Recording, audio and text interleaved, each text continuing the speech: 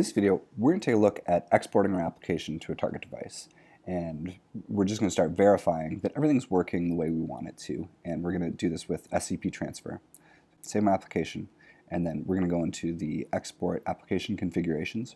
Right now, it's set to export as an Android file, so we'll switch that to a GAP file, Storyboard Embedded Engine. And then we're going to use SCP Transfer right here.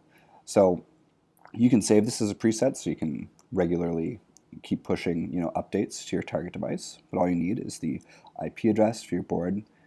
I've got the user, password, we don't need it for this setup. And then we've got our output directory, and there's a script we've got to auto-launch the application when we run it.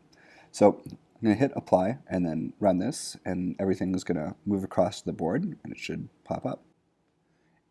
And there it is. So now let's just take a closer look at everything and test it out.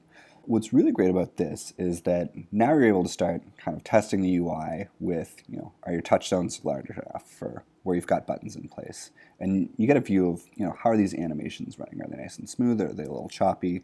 And there's a lot to consider. That the laptop that you're working from has a lot of RAM, has a lot of processing power that the embedded target might not necessarily have. So you want to make sure that everything's kind of running smoothly. And it's nice to also verify how things work with touch. Using a mouse versus doing taps and swipes and gestures are different. So it's good to get in here and start working with the actual device. And also to see how things look. The display on your laptop is different than the display that we've got here. It's a convenient way to verify that everything is working as expected and has that look and feel that you want as you build up your application.